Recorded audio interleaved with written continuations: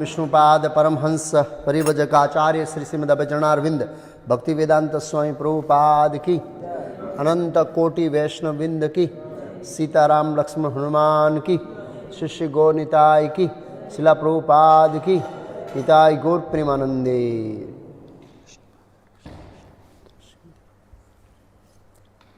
ओम नमो भगवते वासुदेवाय। ओम नमो भगवते वासुदेवाय। ओम नमो भगवते वासुदेवाय। ओम अज्ञानतिमिरान्धस्य ज्ञानाञ्जनशलाकया चक्षुरुन्मीलितं येन तस्मै श्रीगुरुवे नमः। नमो विष्णुपादाय कृष्णपृष्ठाय भूतले श्रीमते भक्तिवेदांत स्वामी इति नामिने नमस्ते सारस्वती देवे गौरवाणी प्रचारिणी निर्विशेष शून्यवादी पाश्चात्य देशताणी रे। श्री कृष्ण चैतन्य प्रभु नित्यानंद श्री अद्वैत गदाधर श्रीवास आदि गौर भक्तवृंद। हरे कृष्णा कृष्णा कृष्णा हरे हरे, हरे राम राम राम हरे हरे कृष्णा।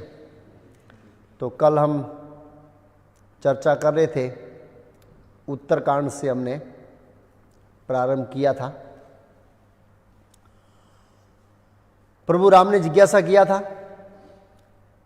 उत्तरकांड में वर्णन आया था कि जब भगवान राम प्रभु राम का राज्य अभिषेक होने के बाद वो अपने सिंहासन पर बैठे थे, राज कर रहे थे। उस समय बहुत सारे ऋषि मुनि आए और उन्होंने प्रभु राम का गुणगान किया और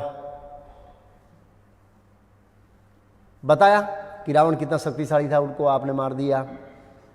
कुंभकर्ण, कुंभ निकुंभ, मारीच, खर, दूषण इत्यादि। लेकिन विशेष आपने हमारे ऊपर करुणा किया इंद्रजीत को मारकर।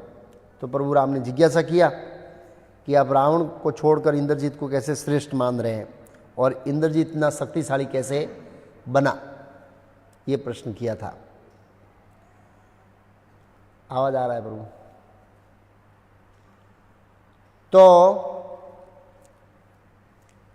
अगस्त्य मुनि ने जवाब दिया, सभी का पूरा इतिहास बताया, कैसे पुलस्त्य ऋषि से विश्वसर्वा का जन्म होता है और विश्वसर्वा से भरद्वाज की पुत्री से कुबेर जी का जन्म होता है और सुमाली नाम का जो असुर था उसकी पुत्री कैकसी से रावण, कुंभकर्ण और सुफर्ण विभीषण का जन्म होता है, वो इतिहास बताया। और मंदोदरी से रावण से इंद्रजीत का जन्म हुआ। फिर इनके तपस्याओं का वर्णन किया, वरदानों का वर्णन किया। उसके बाद उन्होंने, रावण ने पूरे जगत पर जो अत्याचार किया उसका भी वर्णन विस्तार से किया अगस्त्य मुनि ने। और फिर प्रभु राम ने जिज्ञासा किया कि ऐसा कोई क्षत्रिय है जिससे रावण पराजित हुआ हो, क्षत्रिय? तो उन्होंने बताया, हाँ, कार्तिक वीर अर्जुन है, यही का राजा, माहिष्मती नगरी का राजा कार्तिक वीर अर्जुन ने रावण को परास्त किया। उसके बाद वाली ने भी परास्त किया। ये दो क्षत्रियों का, वाली वैसे क्षत्रिय में ना आते हैं लेकिन बंदरों के राजा से, किष्किंधा के, उनको वर्णन किया ऐसे। फिर प्रभु राम ने बताया कि निसंदेह ये रावण, वाली, ये सब जो शक्तिशाली थे, लेकिन मेरे विचार से भगवान ने अपना मत प्रस्तुत किया और निसंदेह भगवान का मत ही सर्वोपरि है। मेरे मत से हनुमान इन दोनों की शक्ति से श्रेष्ठ है, ऐसा प्रभु राम ने व्यक्त किया। हनुमान को, और उनकी शौर्य के कारण तो मैं माता सीता को वापस लाया। और मैं अभी अभिव्यक्ति नहीं कर पा रहा हूं कि मैं कितना हनुमान जी का ऋणी हूं। सबके सामने भगवान राम बोले, और मेरे सभी सच्चे सेवकों में हनुमान श्रेष्ठ है, ऐसा राम ने बताया। मेरे जितने भी सच्चे सेवक है, मतलब झूठे भी सेवक भी है, इसका मतलब ऐसे बोला भगवान राम ने, बोला सच्चे सेवक, मतलब झूठे सेवक भी हो सकते हैं। झूठे मीन्स कनिष्ठ, न्यू फाइट, भगवान राम के सेवक। लेकिन मेरे सच्चे सेवकों में ये श्रेष्ठ है। अब प्रभु राम का प्रश्न ये था कि जब सुग्रीव इतना दुख भुगत रहा था और वाली के साथ इनकी शत्रुता हो गई, तो हनुमान जी के पास इतनी शक्ति होते हुए भी उन्होंने सुग्रीव का मदद क्यों नहीं किया, ये प्रश्न था। सुग्रीव को मदद क्यों नहीं किया, सुग्रीव को मदद क्यों नहीं किया, मतलब वाली का वध करने के लिए वो मदद क्यों नहीं किया, ये प्रश्न था। प्रभु राम ने कहा, मैं जहां तक समझता हूं ऐसा लग रहा है कि हनुमान जी को अपने शक्तियों का ज्ञान नहीं था, ऐसा हो सकता है, तो आप प्लीज बताइए क्या सत्य है। आप सब सत्य को जानते हैं, निसंदेह भगवान जानते हैं, लेकिन उत्साह दे रहे। तो अगस्त्य मुनि ने बताया कि निसंदेह बल, वेग और बुद्धि में हनुमान जी से श्रेष्ठ कोई योद्धा नहीं है इस जगत में, ऐसा उन्होंने बताया। निसंदेह, इसमें कोई, और निसंदेह उनकी स्मृति नहीं थी। तो कारण सुनिए क्यों स्मृति नहीं थी, उनको याद नहीं था उनके अपने ऐश्वर्य शक्ति का। तो फिर वो पद्धति से हनुमान जी के जन्म का वर्णन कर रहे हैं। तो प्रश्न होता है कि हनुमान जी को वायु का पुत्र कहा जाता है और शिव जी का अंश कहा जाता है, तो ये कैसे हुआ है? तो ये वाल्मीकि रामायण में वर्णन नहीं है, लेकिन अन्य जगह पर वर्णन आता है। भगवान राम का बहुत भरपूर वर्णन पद्म पुराण में भी है, और इधर भी है, क्या नाम है, ब्रह्मांड पुराण में भी है, और विष्णु पुराण में भी काफ़ी अंश है। वाली और सुग्रीव का बैकग्राउंड थोड़ा विष्णु पुराण में है। तो हनुमान जी का ये प्रश्न होता है कि कैसे ये शिव जी के विस्तार या अंश है, सेम टाइम वायु के पुत्र है। तो वो वाल्मीकि रामायण में नहीं है, उसका बैकग्राउंड दूसरे पुराणों में है। तो वर्णन आता है कि जब शिव जी ने देखा कि प्रभु राम अवतार लेने वाले हैं, और उन्होंने अपनी दिव्य दृष्टि से देखा कि सभी देवता मदद करेंगे, बंदर अपने अंश का विस्तार करके बंदर के रूप में, तो मैं भी कुछ प्रभु की सेवा करूं। तो निसंदेह तो शिव जी तो भगवान है, और निसंदेह विष्णु भगवान है, और शिव जी अपने आप को सेवक समझते हैं। भगवान राम का सेवक समझते हैं शिव जी अपने आप को। लेकिन दुर्भाग्य, लोगों को शिव जी की वास्तविक स्थिति पता नहीं है, शास्त्रिक स्थिति कि वास्तव में शिव जी की स्थिति क्या है, वो शास्त्र के दृष्टिकोण से पता नहीं है। इसलिए लोग समझते हैं कि भगवान राम ने शिव जी का पूजन किया तो शिव जी सर्वश्रेष्ठ है भगवान। लेकिन शिव जी ने बहुत सारे मुनियों का पूजन किया, तो वो भगवान क्यों नहीं? बहुत सारे ऋषियों का पूजन किया भगवान राम ने। लेकिन शिव जी अपने आप को भगवान का सेवक समझते हैं। एकले ईश्वर कृष्ण आर सब भृत्य, और जब जब प्रभु अवतार लेते हैं तो शिव जी किसी न किसी रूप में सेवा देते हैं। तो उन्होंने देखा कि सभी देवता अपने अपने बल से या अपने अंश से बंदरों के रूप में सेवा देने के लिए जा रहे हैं, तो मैं भी कुछ करूं, ऐसा उन्होंने सोचा। और कैलाश पर वो सोच रहे थे, उसी समय एक बंदर नाच रहा था वहाँ पर कैलाश में। अब शिव जी को भी वो बंदर को देखकर बंदर बनने की इच्छा हो गई, तो तुरंत अपने आप को बंदर के रूप में परिवर्तित कर दिया शिव जी ने, और पार्वती जी ने भी परिवर्तित कर दिया, और दोनों खेलने लगे। ऐसे ही खेलने लगे, तुरंत शिव जी ने गर्भधान कर दिया, और पार्वती माता तुरंत वापस अपने रूप में आ गई। ए महादेव, आपने ये क्या किया? तो बोला गर्भधान किया। नहीं, अब तो मेरे को बच्चे को जन्म देना पड़ेगा। हाँ, देना पड़ेगा, लेकिन मेरा प्रश्न है कि जब आपने मुझे गर्भधान किया तब तो आप तो बंदर के शरीर में थे, इसका मतलब बंदर होगा? बोला हाँ बंदर होगा, बंदर ही जन्म लेगा। हाँ नहीं, मैं बंदर को जन्म नहीं देना चाहती। क्यों? बोला ऑलरेडी एक हाथी है, दूसरा क्यों लाऊं? ऑलरेडी एक हाथी तो है। नहीं मैं ये नहीं करूँ। नहीं, बोला आप तो गर्भधान हो गया, आपको करना पड़ेगा, आप गर्भपात नहीं कर सकते हैं। मजाक किया? नहीं प्रभु कुछ कीजिए, मैं बंदर को जन्म नहीं देने वाली हूँ। शिव जी ने बोला कि मैं सोचता हूँ। तो शिवजी ने सोचा कि मैं एक काम अग्नि को सौंपूं, लेकिन अग्नि ने मना किया। जब कार्तिकेय का जन्म हुआ और शिवजी का जो वीर्य गिरा वो अग्नि ने लिया, लेकिन बहुत तेज था। अग्नि ने बोला फिर मैं कभी नहीं लूंगा आपका ये वीर्य, मना कर दिया। तो उन्होंने वायु को आमंत्रण दिया, तो तुरंत वायुदेव आए। बोला आज तक मैंने तेरे को कोई सेवा नहीं दिया है, आज तक मैंने एक विशेष कार्य नहीं सौंपा, आज तेरे को विशेष कार्य सौंपना है। बोला क्या? कि तू मैंने पार्वती जी को गर्भधान कर दिया है, तो बच्चे को जन्म देना चाहती है, तो उस गर्भ को तुम उस वीर्य को स्टोर करके रखो, जब प्रभु राम अवतार लेंगे तब उसका उपयोग होगा। तो वायुदेव बोले प्रभु वही तो बहुत तेज, आपका ग्रहण करना बहुत मुश्किल है। बोला ठीक है कुछ करो, करता हूँ। तो वायु वो ले लिया उठने और दौड़ते दौड़ते गए, सप्तऋषियों को बोला इसका कुछ करो, प्रभु राम जब तक अवतार नहीं लेते तब तक इसको प्रिजर्व करके रखना है। तो उन्होंने बताया कि मंदाकिनी नदी के तट पर एक विशेष पात्र है, उस पात्र में संयोगी करके उसको रखा। और फिर जब समय आया तो यक्षराज केसरी मेरू पर्वत के अंदर वो तपस्या कर रहे थे पुत्र प्राप्ति के लिए, केसरी। और अंजना है, अंजना के बारे में ऐसा कहा जाता है कई बार तो कि वो अप्सरा है, उसको श्राप दिया गया बंदरी के शरीर लेने के लिए, और एक पुत्र जन्म देने के बाद उनको मुक्ति होगी। कुछ जगह ऐसा कहा है और कुछ जगह कहा ये बृहस्पति की सेविका है, नौकरानी। बृहस्पति ने उनको श्राप दिया कुछ गड़बड़ होने के कारण। तो उन्होंने कहा कि जब आप एक वीर पुत्र को जन्म देगी तो तुम वापस आ जाएगी। ऐसा अलग अलग युग के अनुसार घटनाएं। तो जो केसरी था तपस्या कर रहा था एक शक्तिशाली अपने जैसा पुत्र के लिए, भयंकर शक्तिशाली पुत्र।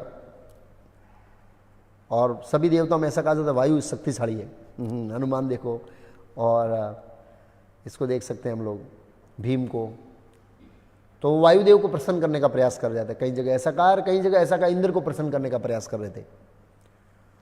तो वायुदेव ने कहा कि अच्छा तुमको पुत्र चाहिए? बोला हाँ। बोला मैं वैसा करता हूं। तब उन्होंने तुरंत अदृश्य रूप में वो जो गर्भ लेके गए अंजना के गर्भ में स्थापित कर रहे थे। अंजना ने कहा ये क्या कर रहे हैं, कौन है अदृश्य रूप में मेरा स्पर्श कर रहे हैं?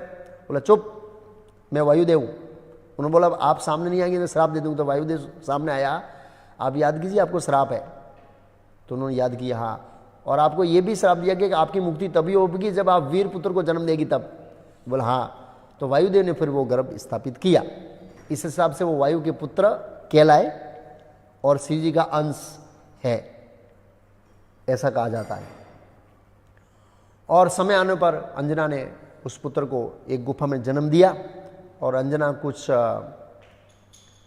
फल लेने गई थी, उसमें तो हनुमान जी भूखे प्यासे हो गए और गुफा से बाहर निकले, देख रहे हैं कि कुछ नारंगी जैसा दिख रहा है सूर्य सुबह सुबह में। तो हनुमान जी ने सीधा छलांग लगाया। अब देवता वो देखे एकदम घबरा गए, अरे ये मन और गरुड़ से वेग, ऐसा बंदर कौन है जिसका वेग मन और गरुड़ से भी अधिक है? जब ये बंदर है, छोटा है, तब ऐसा कार्य कर रहा है, जब बड़ा होगा तो क्या करेगा? सब देवता चिंतित हो गए।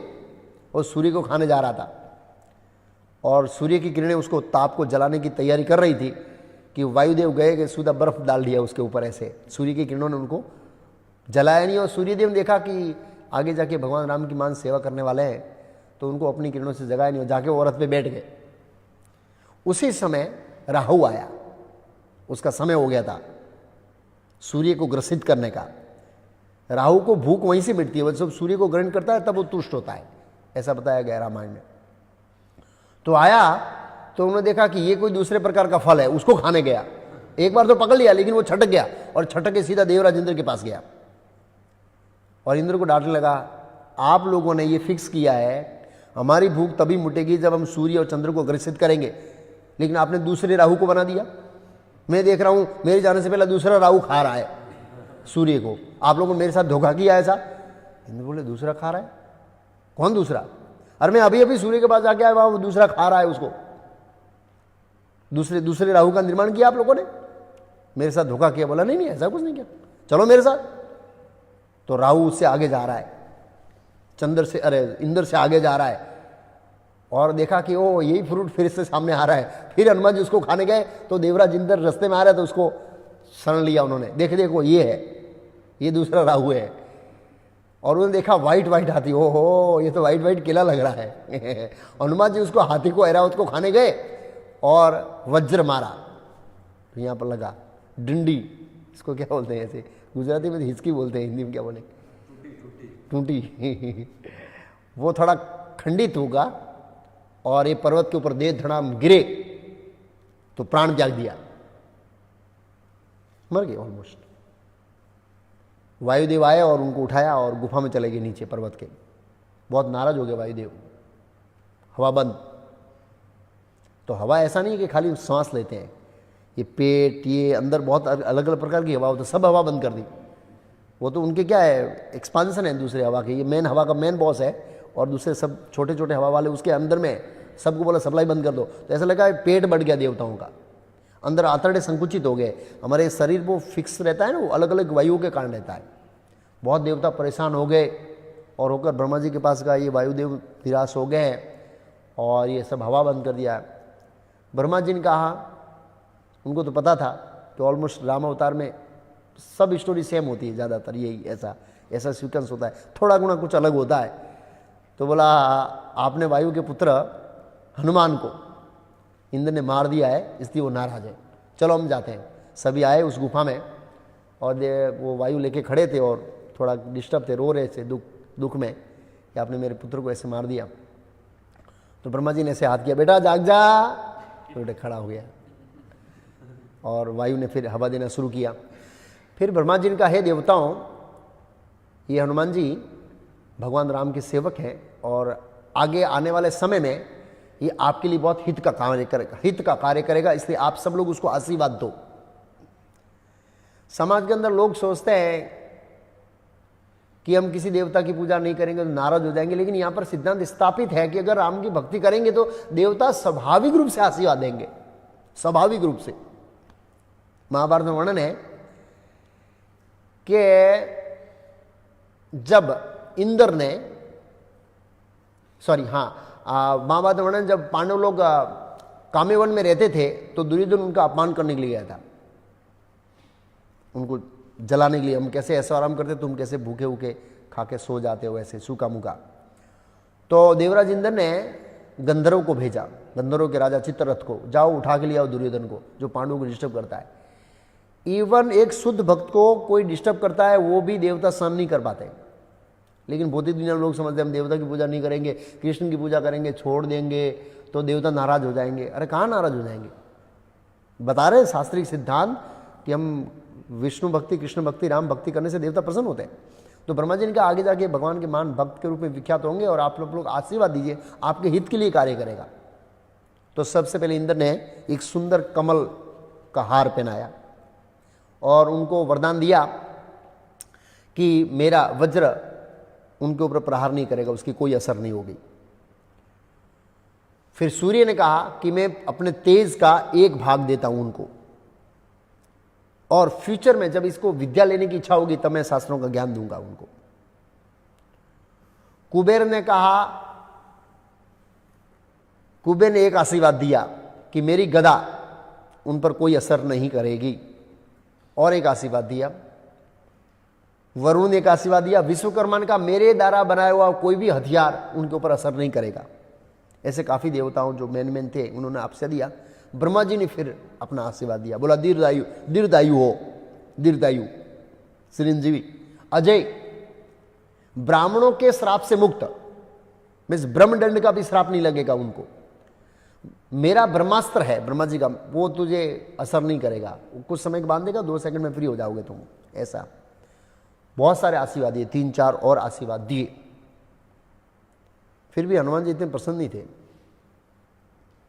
तो बृहस्पति ने देखा कि ब्रह्मा जी का इतने वरदानों के देने के बाद हनुमान जी प्रसन्न नहीं थे। तो ब्रह्मा जी ने हनुमान जी का मन रीड किया और हनुमान जी बोले मैं सीधा निकला, देखा फल फ्रूट नहीं है। अब बंदरों को क्या चाहिए, फल फ्रूट चाहिए ना। तो समझ गए, बोला आप लोग जहां रहेंगे वहां फल फ्रूट होगा। तब हनुमान जी ने स्माइल लिया कि हाँ अब बरोबर है, अब बरोबर है, अब बरोबर है। और बृहस्पति ने आशीर्वाद दिया आयुर्वेद का, मेरी कृपा से तुमको आयुर्वेद का सभी ज्ञान हो जाएगा। सभी वनस्पतियों का, दवा का, कौन सी दवा का क्या असर होगा, किसके ऊपर क्या होगा, सब ज्ञान हो जाएगा। ये आशीर्वाद बृहस्पति ने दिया और फिर वायुदेव अंजना को सौंप कर चले गए।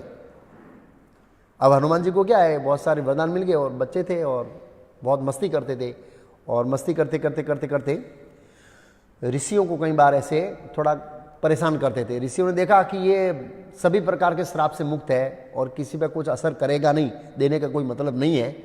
फिर भी उन्होंने श्राप दिया कि कुछ समय के लिए आपके पास जो अतिशयी शक्ति है वो आप भूल जाएंगे, और प्रभु राम की सेवा में जब इसकी जरूरत होगी तब आपको कोई याद दिलाएगा, तब ये आपके अंदर शक्तियां स्वाभाविक रूप से प्रकट होगी, तब तक सूक्ष्म सुषुप्त रूप में रहेगी।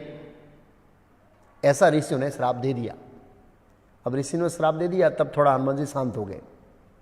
शांत हो गए, एक दिन बेटा पिताजी मुझे गुरुकुल जाना है, शास्त्र पढ़ना है। बोला क्यों? बोला इतने सारे वरदान है, काम के क्या, मैं इसका दुरुपयोग करूंगा अगर मेरे पास ज्ञान नहीं है तो। अगर मेरे पास ज्ञान है शास्त्रों का तो मैं इसका सदुपयोग करूंगा। अब तेरे को कौन पढ़ेगा, तू इतनी मस्ती करता है। कहने का मतलब ऐसा है। बोला नहीं नहीं, मुझे तो कोई टीचर चाहिए, पढ़ना है मुझे, शास्त्रों का ज्ञान लेना है सभी का। तो लिखा है रामायण में जब उनको ये शक्तियां दब गई तो स्वाभाविक रूप से शास्त्रों में रुचि बढ़ गई हनुमान जी की। तो सोच रहे थे कि अब पिताजी ने ऐसे बोल दिया, जा सूर्य के पास से ज्ञान ले ले, ऐसे ही सूर्य के पास से ज्ञान। और हनुमान जी फिर छलांग लगाई, शूं। तो सूर्यदेव सुन ये फिर आ रहे, अब तो ये बड़े हो गए और आके सूर्य के सामने खड़े हो गए। बोला मुझे ज्ञान लेना है। बोला ज्ञान लेना, गुरुकुल में एडमिशन लेना है ऐसे। तो सूर्यदेव शिक्षा देते हैं ना, भगवान ने उनको ज्ञान दिया। भगवद गीता इमं व्यवस्था योगम प्रोक्ता भाव्यम विश्वान मन में प्रहा मनुष्य। सूर्यदेव गुरु परंपरा में आते हैं, टीचर है, हाँ लिखा है। तो जो रथ है जहाँ सूर्यदेव बैठते हैं, आगे खाली जगह है, जैसे आप जगन्नाथ भगवान का रहते हैं तो आगे वो खाली जगह है ना, तो वहाँ पर सब स्टूडेंट बैठते हैं सूर्य के। और उन स्टूडेंट का नाम क्या है, वाल्खिल्य नाम के ऋषि है। 60,000 स्टूडेंट है। कितने स्टूडेंट? 60,000। वाल्खिल्य नाम के ऋषि है जो उनसे वेदों के बारे में सुनते हैं और सीखते हैं। वो सब बैठ जाते हैं, 60,000 लोगों की बैठने की जगह है। तो हनुमान को कहा ये हनुमान दाम इंद्र ने दिया, दाढ़ी तोड़ने के दाम उनका नाम हनुमान दाम इंद्र दिया, ऐसा रामायण में लिखा है। तो हनुमान को कहा भाई देखो गुरुकुल तो फुल है, जगह नहीं है बैठने के लिए ना, तुम जगह बैठ जाओ। हनुमान जी ने देखा तो कहीं नहीं, एकदम पैक है, थोड़ा भी जगह नहीं है रथ में आगे बैठने के लिए। तो क्या करूं? बोला मैं आपके सामने खड़ा हो जाता। बोला नहीं, मुझे मूव करने के लिए समय वो जगह चाहिए ना, मैं मूव नहीं करूँ तो सीजन नहीं बदलेगी ये सीजन चेंज होती है, सर्दी गर्मी ये सब चेंज नहीं होगी, मेरे को मूव करने के लिए जगह चाहिए थोड़ा, मैं थोड़ा घूमूंगा फ्रीली। तो क्या करूं? बोला वहां जाके खड़ा हो जा और मुंह मेरे सामने रखना पड़ेगा, क्योंकि मैं बोलूंगा तो तेरे को समझ में आएगा ना। तो शिव जी सॉरी हनुमान जी ऐसे पीठ कर दिया इधर और मुंह कर दिया सूर्यदेव के सामने, और उन्होंने वेदों का ज्ञान लेना शुरू किया और क्वेश्चन आंसर किया। बहुत सारे प्रश्न पूछे, एक चक्कर लगाया पूरा। सुमेरु पर्वत से निकलता है ना सूर्य, सुमेरु पर्वत से, मेरु पर्वत से, सुमेरु पर्वत से वहां से निकलता है और वापस आया, तब तक 4 वेदों का ज्ञान प्राप्त हो गया, पूरा कंठस्थ। और सूर्य की स्पीड क्या है? क्या सूर्य की स्पीड बताइए भागवत में? एक सेकंड में कितना है माइल है? करोड़ों करोड़ों माइल ये स्पीड है। और उस स्पीड में भी हनुमान जी का कॉन्सेंट्रेशन इतना था कि इतना वेग में रथ जा रहा है, खड़े हैं हनुमान जी, फिर भी सब ज्ञान कैप्चर कर लिया उन्होंने पूरा। जो बा क्वेश्चन आंसर सब पूरा हो गया, क्लास पूरा एकदम फिनिश, सभी का याद रह गया। बोला मुझे मेमोरी पूरा, और बोल के बताया उनको ऐसे। ओके, अब बोला हनुमान जी मैं जाऊं? बोला नहीं ऐसे नहीं जा सकते, गुरु दक्षिणा, गुरु दक्षिणा चाहिए। बोला क्या करूं? इंद्र का मुकुट ले आऊं, इंद्र को उठा के ले आऊं? बोला नहीं नहीं वो सब नहीं चाहिए। बोला मेरा एक मित्र है, ऐसे नहीं बताया मेरा पुत्र है, मेरा एक मित्र है, उस मित्र की तेरे को रक्षा करनी है और उसका ध्यान रखना है कि उसको कुछ हो ना जाए। तथास्तु। क्या नाम है आपके मित्र का? बोला सुग्रीव वो सुग्रीव तो सूर्य का पुत्र था, लेकिन वो बताया कि मेरा एक मित्र है बंदर। अच्छा बंदर है? हनुमान जी बहुत खुश हो गए, तो तुम्हें उसकी जरूर रक्षा करूंगा ऐसे। तो प्रश्न होता है कि सूर्य से सुग्रीव का जन्म कैसे हुआ और इंद्र से वाली का जन्म कैसे हुआ, ये प्रश्न होता है। तो ये भी वाल्मीकि रामायण नहीं है, लेकिन कुछ पुराणों में कथा आती है कि एक नारायणी नाम की स्त्री थी और उग्र तपा नाम का एक व्यक्ति था। उग्र तपा, जिंदगी में तपस्या किया नहीं लेकिन उसका नाम है उग्र तपा। ये शायद मेरे ख्याल से महाभारत में कथा होनी चाहिए, नहीं तो और जगह है। तो वो एक अपने पति को, वो पति थोड़ा ऐसा था लकवा और ये सब लेके जा रही थी, वो तो पतिव्रता स्त्री थी नारायणी, जा रही थी। तो एक ऋषि ने उनको बोला, अरे यार तेरा नाम तो उग्र तपा है और बिना काम का तू पत्नी के गले में पड़ा है, तेरे को मर जाना चाहिए, परेशान करता रहता है बिना काम का अपनी पत्नी को। तो कल सुबह सूर्य अस्त उगते ही तेरी मृत्यु हो जाए, ऐसा वो ऋषि ने बोला। उसकी पत्नी तो पतिव्रता थी, तो उन्होंने बोला सूर्य उगे तो मेरा पति मरेगा नहीं, उगेगा ही नहीं। सूर्य को रोक दिया, होल्ड कर दिया। तो अरुण सूर्य के सारथी है, वो जा रहे देखा एकदम चक्के जाम हो गया, ब्रेक पूरा। मैं सुबह शुरू करने की तैयारी में था, वो तो सब अपना घोड़े वोड़े चला कर वो सब तैयार कर रहा था, और ऐसा देखा कि चाबुक मारूं तब तक तो एकदम पूरा जाम है, मूवमेंट नहीं कर रहा है सूर्य का रथ। तो उन्होंने पूछा ऋषियों से, बोला क्या हुआ भाई, क्यों सब सूर्यदेव आए नहीं और सब तैयारी नहीं, आज क्या है? बोला ऐसा लग रहा है कि वो नारायणी ने श्राप दे दिया, सूर्य आज चलेगा नहीं। अच्छा, होल्ड हो गया? हाँ। कितने दिन तक ये ऐसा रहेगा, रथ बंद रहेगा? बोला कम से कम ये 1 दिन तो लगेगा, क्योंकि सब देवता ब्रह्मा जी के पास जाएंगे और ब्रह्मा जी लेके वो नारायणी के पास जाएंगे, डिस्कशन होगा, सब एग्रीमेंट होगा और वो पास करेंगे, सब सिस्टम होगा, 12 घंटा लग सकता है। अच्छा, 12 घंटा लॉकडाउन, छुट्टी। अरुण को पीछे को छुट्टी मिलती नहीं है ना, क्योंकि सूर्य का रथ तो स्टॉप नहीं रहता है। सूर्य का रथ कभी स्टॉप रहता है? अभी सूर्य हम लोगों हमारे नजर में बंद हो गया, लेकिन दूसरी नजर में चालू है। सूर्य तो चलता रहता, बंद नहीं होता है। एक चक्कर मारता है, फ्यू मिनट में नेक्स्ट स्टार्ट, एक चक्कर मारता है पूरा, नेक्स्ट स्टार्ट। ये तो अरुण बहुत प्रश्न हो गया, प्रसन्न हो गया कि बहुत इतिहास में पहली बार छुट्टी मिली है ना, आगे कभी नहीं मिलेगी मेरे को। तो बोला सोचा क्या करूं मैं, आज छुट्टी है तो मैं जीवन का सर्वोच्च आनंद लूं, उच्च कोटि का आनंद, इससे कोई ऊपर आनंद नहीं, ऐसा आनंद लूं। लोग छुट्टी के दिन आनंद लेना चाहते हैं, और भगवान ने क्या है, छुट्टियां दे दी है लेकिन आनंद बंद कर दिया है। लोगों को छुट्टियां दे दी भगवान ने, लेकिन घर में घुस के रहो, आनंद बंद कर दिया है। बौद्धिक जगत ऐसा है कि आप इस तरह आनंद नहीं ले सकते। ओके, तो क्या सोचा उसने? सोचा मैंने कभी है देवराज इंद्र की सभा नहीं देखी है। क्या नहीं देखी? और ये मेनका आदि अप्सराओं का जो नाच है वो नहीं देखा। मैं तो सुबह से शाम चाबुक मारता हूँ यहाँ घोड़े को, चल भाई चल भाई। तो आज मैं देखूँ, और सीधा छलांग लगाया कि मैं स्वर्ग जाऊंगा। तो देखा यार, उसने सुना कि देवराज इंद्र ने आज स्पेशल फिस्ट बनाई है और स्पेशल स्पेशल आमंत्रित मेहमानों को आमंत्रण दिया है, और मेनका का आज डांस रखा है। तो मैं जाऊं, लेकिन उसमें स्पेशल लोग इन्विटेशन के साथ जा सकते हैं, ऐसे नहीं जा सकते। तो ये अरुण ने सोचा कैसे जाऊं। ओह, आइडिया आया कि मैं मेनका की मेकअप वाली बन जाती हूँ। तो तुरंत वो स्त्री के रूप में रूपांतर कर दिया अपने आप को। किसने? अरुण ने, जो सूर्यदेव के सारथी थे।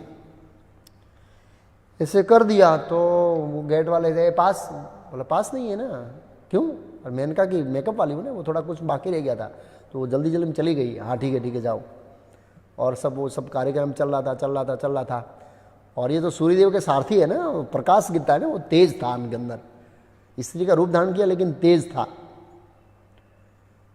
और वो स्त्री बन के बैठी और डांस देख रही थी। इंद्र की नजर पड़ी, और इतनी चमकीली स्त्री कौन आ गई है, इसका तेज इतना है। वैसे मेनका का तेज भी फीका पड़ गया। इंद्र ने थोड़ा क्या प्रोग्राम जल्दी बंद करा दिया है, जल्दी करो, पूरा वाइंड अप करो, जल्दी वाइंड अप करके बंद करा दिया। और सब जा रहे थे, और तुरंत देवराज जाड़ के देखा, उसको रोका, तुम रुक जाओ, सब जाने दो। कौन हो तुम भाई? बोला वो नहीं है, मुझे जाने दो। बोला नहीं जा सकती। क्यों? तुमको मेरे पास रहना है। नहीं, तुम्हारे पास नहीं रह सकती। क्यों? अरे मेरे पास नहीं रह सकती। हाँ, तुम्हारा इतिहास बहुत खराब है पिछले वाला, इसलिए मैं तुम्हारे साथ नहीं रह सकती।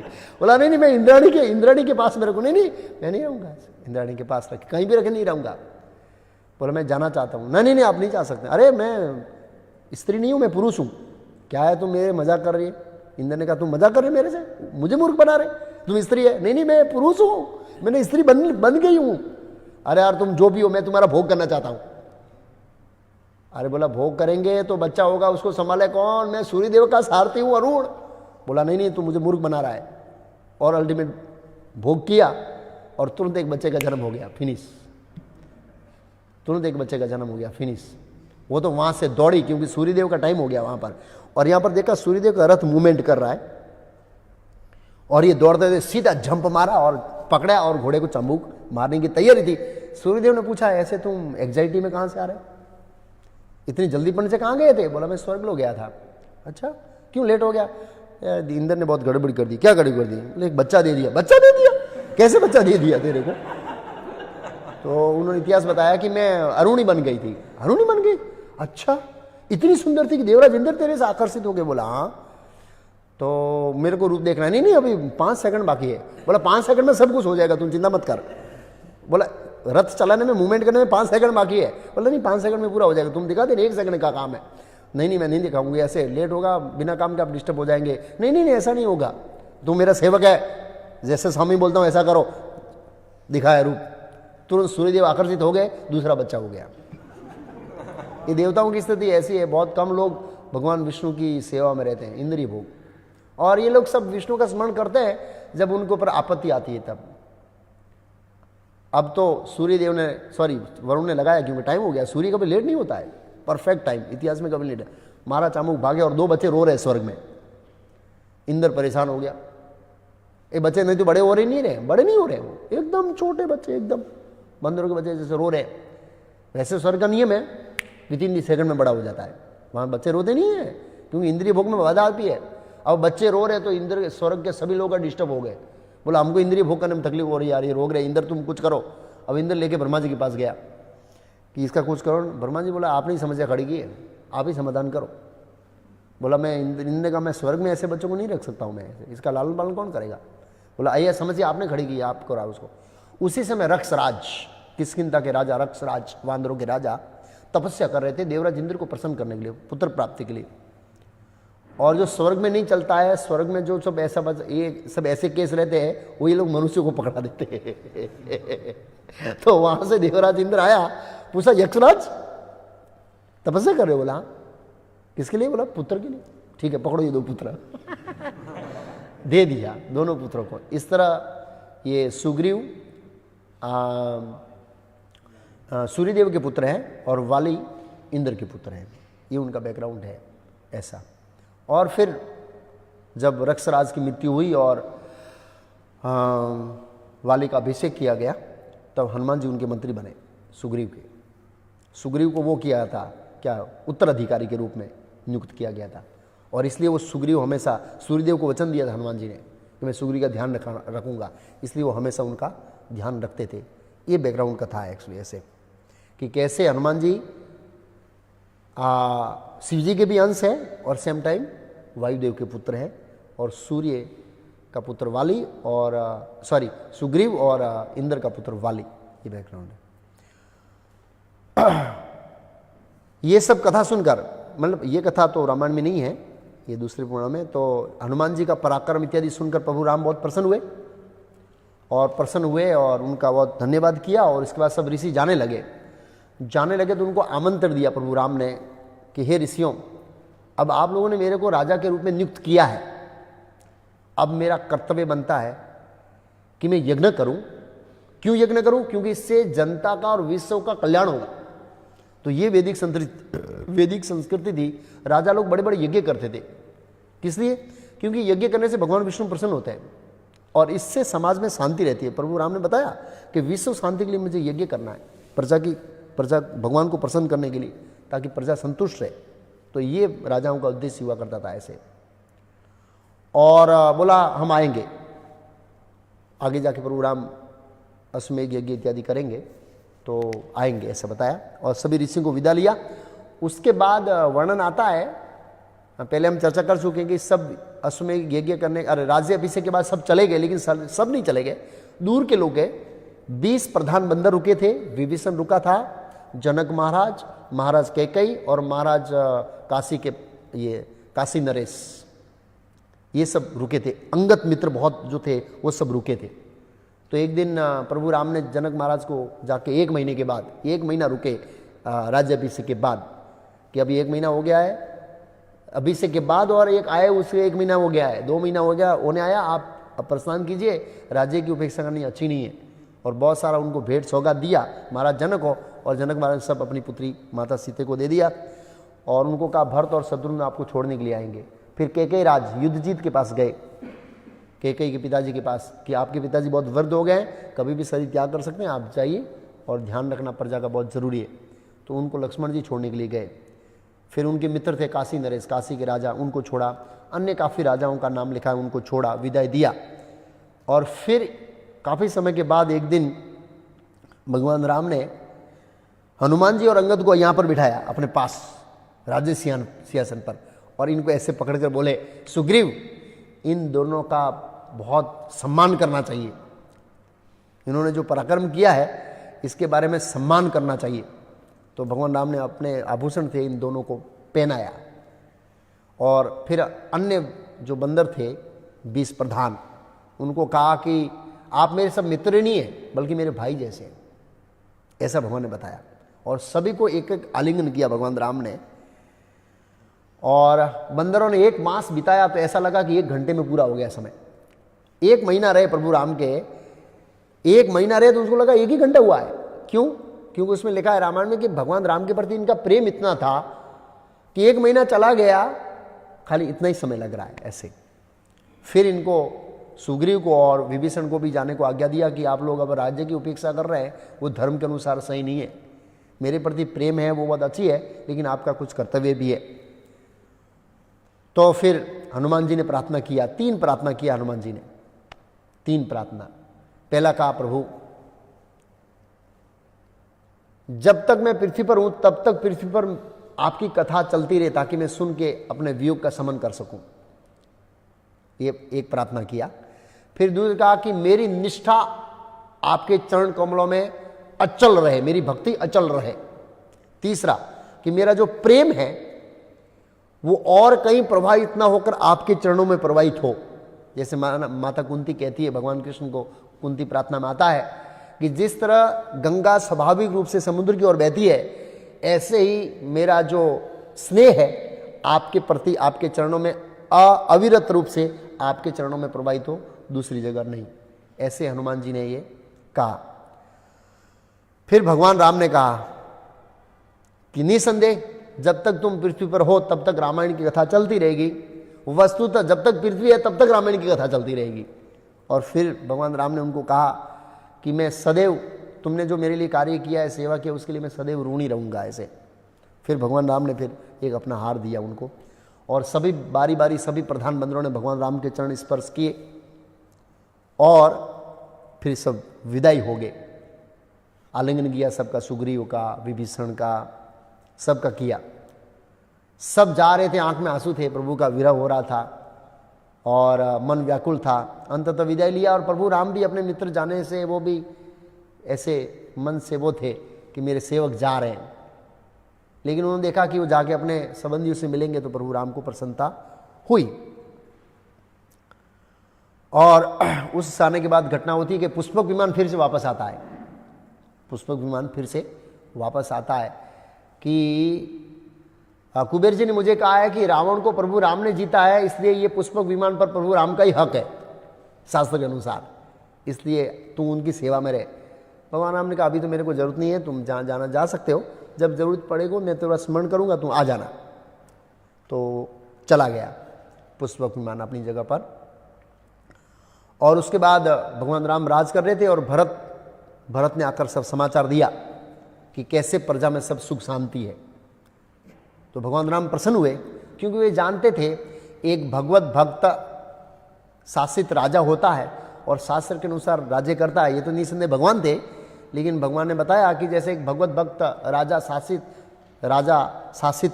राज्य करता है, तो स्वाभाविक रूप से प्रजा क्या रहती है, सुख शांति से रहती है, ऐसा बताया भगवान राम ने। फिर वसंत ऋतु का समय आ गया, और दिन के समय भगवान राम ये राजसभा देखते थे, और संध्या का समय माता सीता के साथ बिताते थे अशोक वृक्ष के नीचे, ऐसा कहा है। और कुछ ही समय के बाद प्रभु को पता लगा कि माता सीता गर्भवती है। और एक दिन माता सीता ने जिज्ञासा किया कि मुझे गंगा तट पे ऋषियों को देखने जाना है, चरण स्पर्श करने जाना है और आशीर्वाद लेने जाना है। तो प्रभु ने कहा मैं बहुत सही टूंक समय में आपका व्यवस्था करूंगा ऐसे।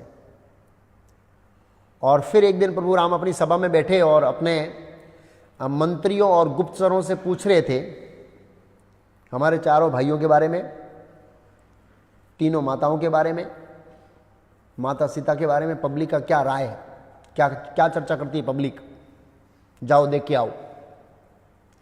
तो भद्र नाम का एक उनका गुप्तचर, विशेष गुप्तचर था, प्रभु राम का सखा था ऐसे लिखा है, और विशेष गुप्तचर दूसरे तीसरे दिन उन्होंने बताया कि सब लोग आपका गुणगान कर रहे हैं, रावण को मारा, ब्रिज बनाया, पुल बनाया समुद्र पर, इतने सारे रक्षण, सब आपका गुणगान कर रहे हैं, सब आपके राज्य से प्रसन्न है।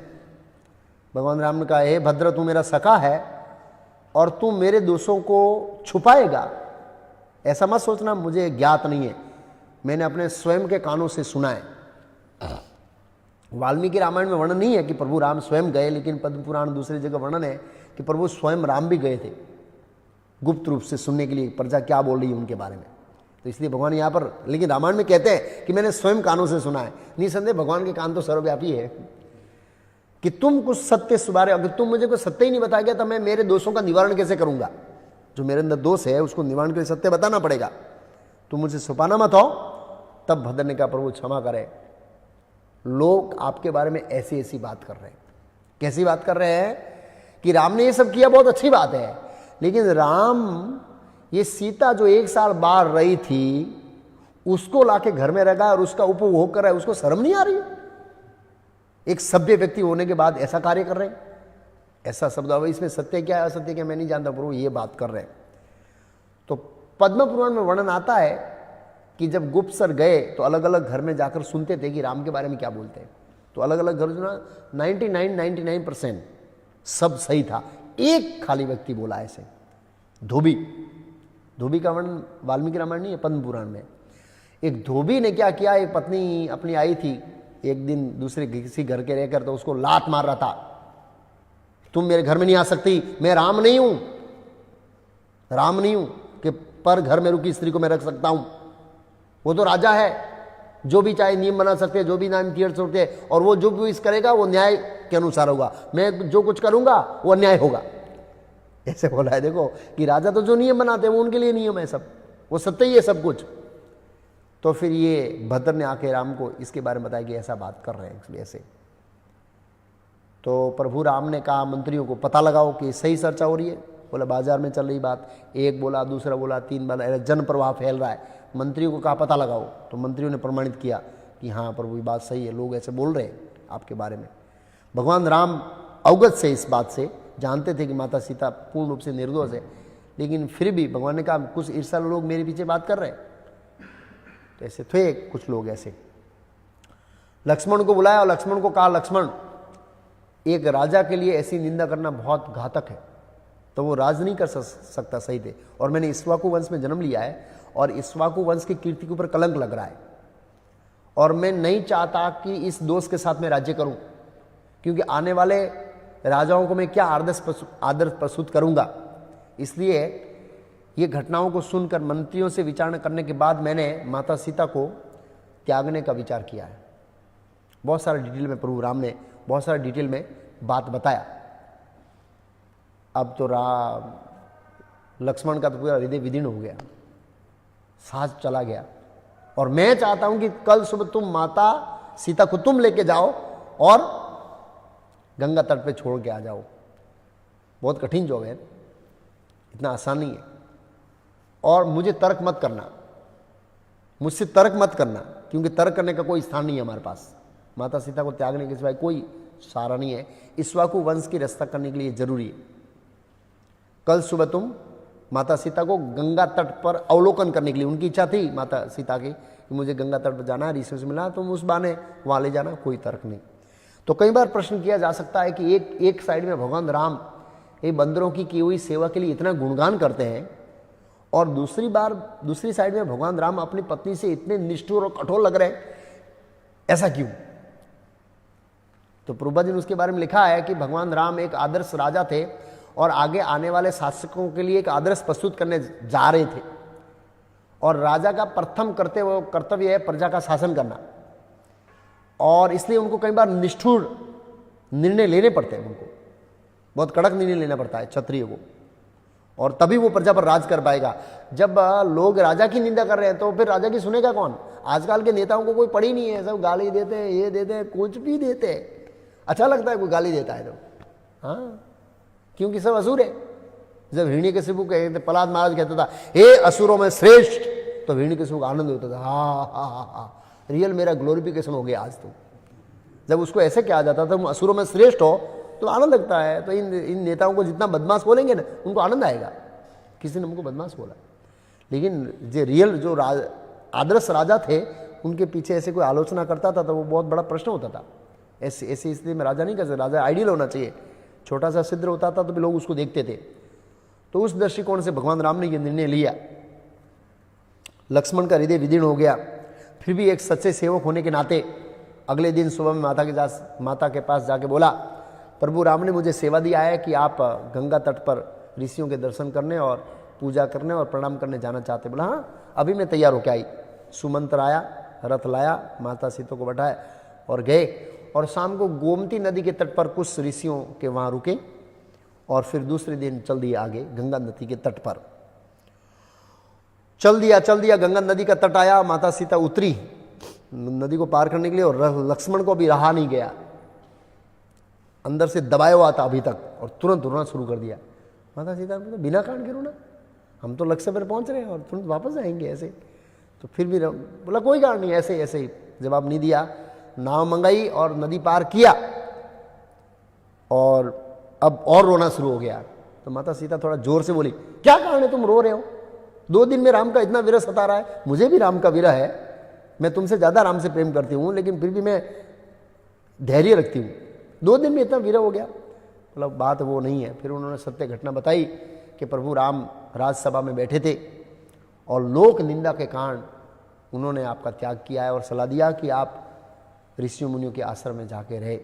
तो पहले तो माता सीता मूर्छित हो गई, और उसके बाद माता सीता पश्चाताप कर रही है कि मेरा दुर्भाग्य है और मैंने किसी का दिल दुबाया होगा, किसी कन्या का विवाह तोड़ा होगा, मैंने कोई पाप किया होगा जिसके कारण मुझे ये आपत्ति आई है। माता सीता ने अपने पति को दोषित नहीं किया। कभी भी रामायण के अंदर कहीं भी वर्णन नहीं है कि माता सीता ने प्रभु राम के ऊपर आरोप लगाया। ये माता सीता की मानता गुण है जबरदस्त। ऐसे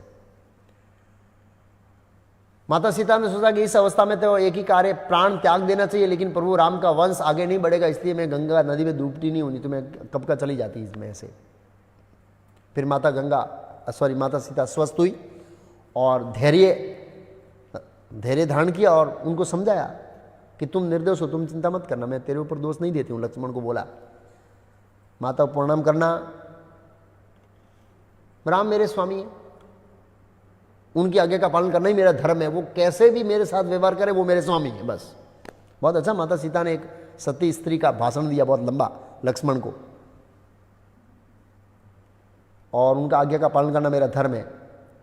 और लक्ष्मण माता सीता का परिक्रमा करके चल दिया और माता सीता मूर्छित हो गई बाद में। फिर लक्ष्मण ने कहा, हे सुमंत्र, प्रभु राम कितने दुखित होंगे इस परिस्थिति विवस्था के वश माता सीता को त्याग करने के कारण, प्रभु राम कितने दुखित होंगे। तो सुमंत्र ने कहा, लक्ष्मण डिस्टर्ब मत हो। दशरथ महाराज को यह घटना पहले से पता थी। दशरथ महाराज ने मना किया था मुझे बताने के लिए कि प्रभु राम को अपनी पत्नी के विरह में ही राज्य करना पड़ेगा।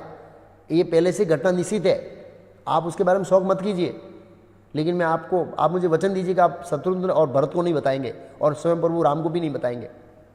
हाँ बोला, बताइए, मैं वचन देता हूँ।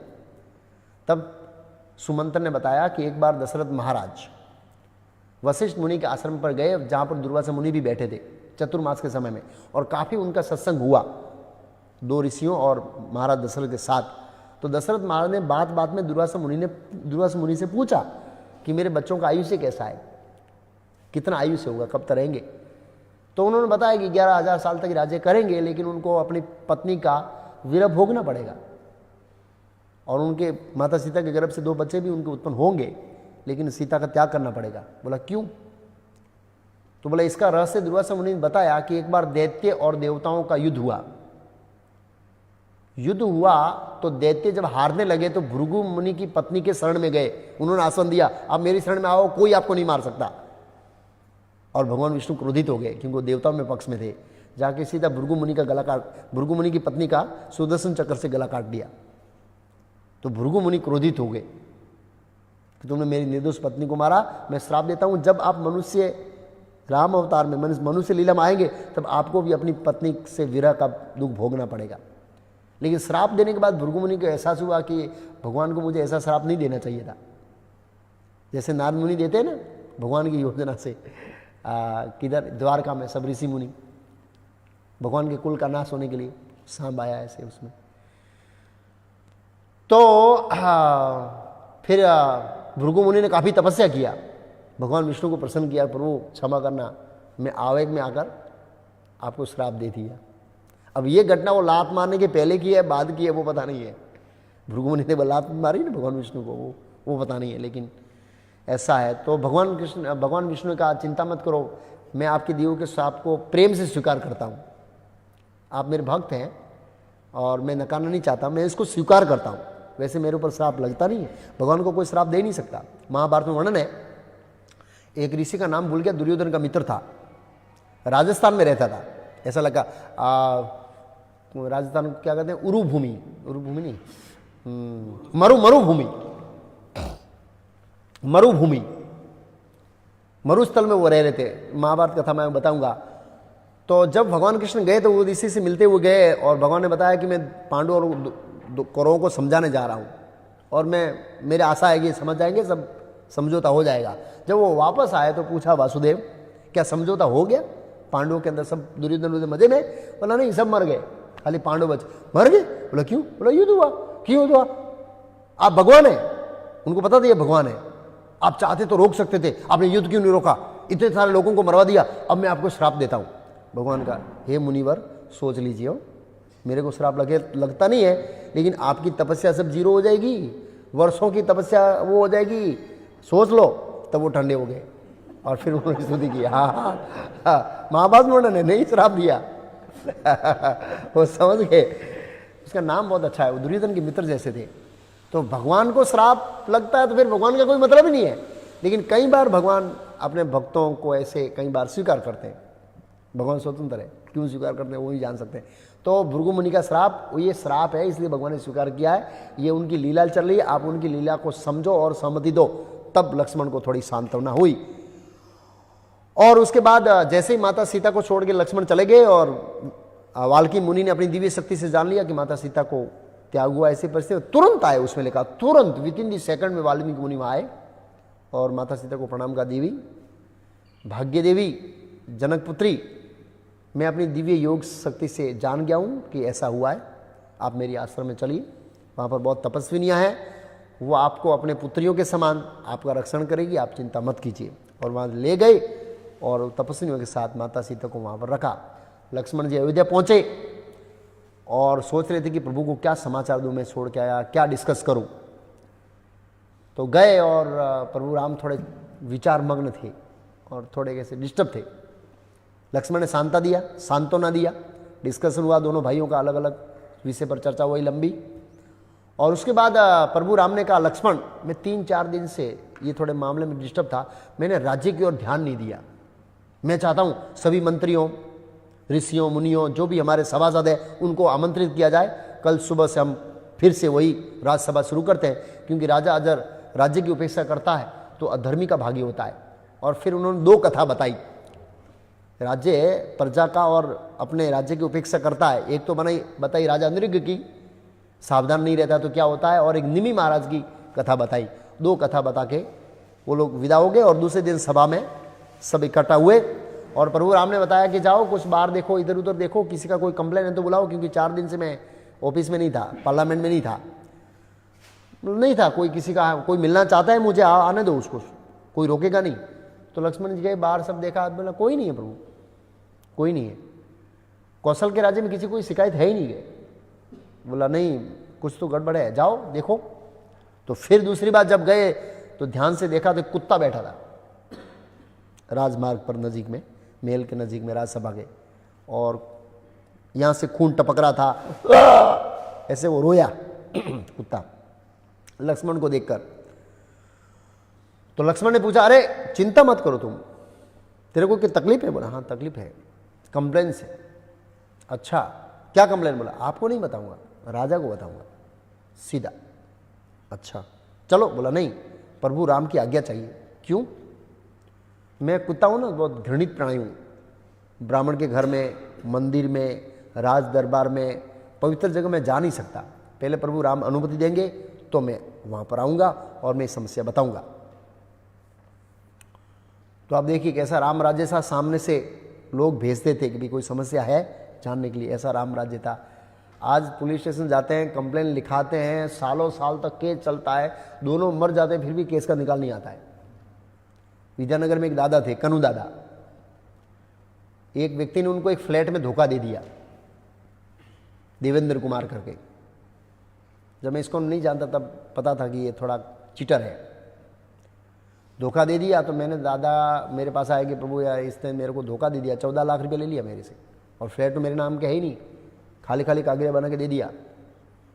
मैं बोला किसी बड़े आदमी से प्रेशर डलाओ तो आपका काम हो जाएगा। बोला नहीं नहीं मैं पुलिस कंप्लेन करूंगा। मैंने को दादा ये भारत है, अगले जन्म में आपको रिजल्ट मिलेगा। नहीं प्रभु मैं तो बुजुर्ग हूँ, मेरी बात सुनेंगे। ठीक है, केस दाखिल किया, दादा चले गए और वो आदमी बंदास रह रहा है, कोई हुआ ही नहीं। तो दादा तो चले गए, शरीर त्याग कर दिया उन्होंने। तो ये भारत में स्थिति है अभी की, केस चलता रहता है, चलता रहता है, चलता रहता है। लेकिन भगवान राम के राज्य में ऐसा नहीं था। तो आए, प्रभु को पूछा, कुत्ता परमिशन चाहता, हाँ लाओ, वो भी प्रजा है। भगवान राम ने क्या कहा? प्रजा। प्रभुपाद जी ने भारत में लिखा हर जीव प्रजा है। दुर्भाग्य आज के नेता लोग समझते हैं कि हम मनुष्यों की रक्षा करेंगे क्योंकि वो प्रजा है। वो भी रक्षा नहीं करते हैं बेचारे, मनुष्य भी डरे हुए हैं बेचारे, और समझते हैं प्राणी है, ये प्रजा नहीं है, और उनका क्या करते हैं? हलाल करते हैं। इसलिए ऐसी कठिन परिस्थितियां खड़ी होती है और लोगों को घर में कैद रहना पड़ता है, क्योंकि जीवों को क्या हो रहा है? रक्षा नहीं है कोई, जीवों की कोई सिक्योरिटी नहीं है। लेकिन राम के राज्य में ऐसा नहीं, हर प्राणी सुरक्षित था, कोई प्राणी को भी नहीं मार सकता था। और उसके बाद वो कुत्ते को बुलाया, पूछा कि क्या कंप्लेन है? बोला सिद्ध नाम के ब्राह्मण ने मेरे सिर पर एक लकड़ी मारी तो खून निकल रहा है। लक्ष्मण को कहा कि जाओ अपने सेवकों को बोलकर वो सिद्ध नाम के ब्राह्मण को बुलाओ, और वो राज दरबार में हाजिर किया। क्यों भाई? प्रभु राम ने समझाया कि क्रोध बहुत खतरनाक है। क्रोध के ऊपर काफी राम प्रभु ने लेक्चर दिया, क्रोध बहुत डेंजर है, और क्रोध में आकर व्यक्ति इतना घृणित काम कर दिया जिसका सोच भी नहीं सकते। क्रोध के बारे में लेक्चर देने के बाद प्रभु राम ने वो ब्राह्मण से पूछा कि आपने इसको मारा क्यों? बोला मैं भूख से पीड़ित था, भिक्षा लेने जा रहा था, भिक्षा नहीं मिली, थोड़ा क्रोध, वैसे भी मेरा स्वभाव थोड़ा क्रोधी वाला, शॉर्ट टेम्परेचर स्वभाव, और मैंने कुत्ते को बोला खड़ा हो जा। ये रास्ते में सोया हुआ था तो खड़ा नहीं हुआ। कुत्ते ने बोला प्रभु प्राणी स्वभाव से तमोगुणी होता है, मैं तो कुत्ता हूं तो तमोगुणी था, लेजी था, नहीं उठा, स्वीकार किया। और बोला ये उठा नहीं, तो मैंने क्रोध आया तो डंडा मार दिया। और ब्राह्मण ने कहा प्रभु मैंने जो पाप किया है उसका दंड भुगतने के लिए तैयार हूं, आपको जो मेरे अनुसार दंड लगे आप दे सकते हैं। तो राम ने ऋषियों से पूछा इनको क्या दंड दे सकते हैं? ऋषियों ने कहा है तो ये ब्राह्मण, वैसे तो ब्राह्मण को दंड नहीं देना चाहिए, लेकिन फिर भी आप क्या चाहते हैं? अल्टीमेट आप अथॉरिटी है, फाइनल आप करेंगे। प्रभु राम ने पूछा कुत्ते से तू क्या चाहता है? बोला हमारा जो कालंजर नाम का जो मठ है, वहीं अयोध्या में एक बहुत बड़ा मठ था, सहस्त्रों साधु थे उनके अंडर में, और उसकी आचार्य की पोस्ट अभी खाली है, उसकी इसको पोस्ट दे दो। तो लक्ष्मण को आज्ञा दिया कि हाथी बुलाओ, ब्राह्मण वाणु बुलाओ, और ठाट माट के साथ इसको मंदिर में आचार्य की नियुक्ति कर दो, ये मेरी आज्ञा है। तब तो सब ऋषि मुनि ऐसे देख रहे, हे प्रभु हमारी सभा के अंदर अन्याय हो रहा है, इक्ष्वाकु वंश में कभी भी ऐसा अन्याय नहीं हुआ है प्रभु, इस अन्याय को रोकिए। बोला कैसा अन्याय? अरे इसको दंड देना चाहिए, इसकी जगह आप इनाम दे रहे हैं प्रभु। राम ने अनुमति दे दिया। कुत्ते ने बोला कि इसका आचार्य पद नियुक्त कर दो कालंजर मठ के अंदर। प्रभु ने बोला तथास्तु। तो अब सब तो पूछ रहे हैं प्रभु इक्ष्वाकु वंश की सभा में पहली बार, मतलब परंपरा में ये अन्याय हो रहा है। भगवान ने देखा इसका खुलासा करना पड़ेगा। भगवान को बोला, कुत्ते को बोला देखो भाई, भगवान और कुत्ता दो ही जानते थे। कुत्ते को बोला तुम एक्सप्लेन करो कैसे ये दंड है। कुत्ते ने कहा मैं भी पिछले जन्म में उस मठ का आचार्य था। क्या था मैं उस मठ का? कालंजर मठ का आचार्य था। सहस्त्रों साधु मेरे अंडर में काम करते थे, सबका ध्यान रखता था। और मैं थोड़ा स्लाइड मेरा क्रोध था, उस क्रोध के कारण कोई अपराध हुआ साधु से, या कुछ गड़बड़ हो गई, या किस चोरी से मैं किसी चीज का इंद्रिय भोग कर लिया, सम हो अदर किसी भी कारणवश मेरा पतन कुत्ते के शरीर में हो गया। और ये तो मेरे से ज्यादा गुस्से वाला है, और ये तो साधुओं को मारेगा, और नेक्स्ट जन्म में नहीं 1000 जन्म में कुत्ता ही बनेगा। तो ये कर्म का सिद्धांत भगवान राम ने प्रस्तुत करके बताया। देखने से ऊपर इनाम लग रहा है लेकिन दंड है। इस जन्म में वो ब्राह्मण है, नेक्स्ट जन्म में श्योर 100% में कुत्ता बनेगा। क्यों? क्योंकि अपने पद का, क्योंकि उन्होंने बताया कि जो आचार्य के पद पे रहने वाला व्यक्ति उसको क्रोध से मुक्त होना चाहिए, लेकिन इसको क्रोध है और हम आचार्य की पदवी दे रहे हैं, ये सब कुछ धड़ाम कर देगा, कुछ बहुत बड़ी गड़बड़ी करेगा और 7 पीढ़ियों को नरक में ले जाएगा। वो कुत्ता तो ऐसा बोला। तो कर्म का सिद्धांत बहुत सूक्ष्म है, भगवान राम ने बताया। कर्मणो ही अपि बोद्धव्यम बोद्धव्यम स विकर्मणः अकर्मण स बोद्धव्यम गहना करणो गति। कर्म की गति बहुत सूक्ष्म है।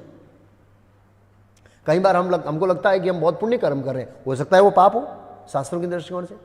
कई बार शास्त्रों के दृष्टिकोण लगता है कि हम पाप कर रहे हैं, हो सकता है वो पुण्य हो। इसलिए भगवान ने भगवद गीता में उपदेश दिया, 3रा अध्याय, 4था अध्याय, 5वां अध्याय, 3 अध्याय में कर्म का सिद्धांत बताया। और उसको उपलब्ध दृष्टि से समझना कर्म के सिद्धांत को आसानी है। गुरु साधु शास्त्र के अनुसार हम कर्म का सिद्धांत को समझ सकते हैं, गुरु परंपरा के हिसाब से कि कर्म क्या है, अकर्म क्या है, विकर्म क्या है। भगवान ने बोला इसको समझो। बोधव्य मीन्स समझना चाहिए, समझना चाहिए, समझना चाहिए, 3 बार जोर दिया है। दुर्भाग्य लोग समझते नहीं है, और जब उसका दुख का रिएक्शन आता है तो बोलते यार भगवान हमारे साथ क्यों अन्याय करते हैं, भगवान ने ऐसी परिस्थिति क्यों खड़ी कर दी, सब क्यों लॉकडाउन कर दिया, तब प्रश्न होते हैं। लेकिन कर्म के सिद्धांत को समझने के लोग इंटरेस्ट नहीं है लोगों को, इसलिए कर्म का दोष भुगतना पड़े, क्योंकि प्रकृति का नियम है, वो तो काम करेगा। कर्म का नियम तो काम करेगा, वो तो प्रकृति है, अपना काम करेगी। तो इस तरह ये सिद्धांत वहां पर प्रस्तुत किया प्रभु राम ने। आज मैं रामायण को पूरा नहीं करूंगा क्योंकि और 2-3 ऐसी प्रसंग है, अभी काफ़ी टॉपिक बाकी रहा है, तो उसको कल हम रामायण को पूरा करने का प्लानिंग करेंगे। और कल जल्दी पूरा हो गया तो थोड़ा प्रश्न उत्तर करेंगे। जो लोग देख रहे हैं उनसे विनती है कि कुछ प्रश्न हैं तो कल एंड में लिखिए, आपके प्रश्नों का जवाब दिया जाएगा। हरे कृष्णा। वाल्मीकि कृत रामायण की, सीताराम लक्ष्मण हनुमान की, श्री श्री गौ निताय की, शिला प्रभुपाद की, निताय गौर प्रेमानंदे।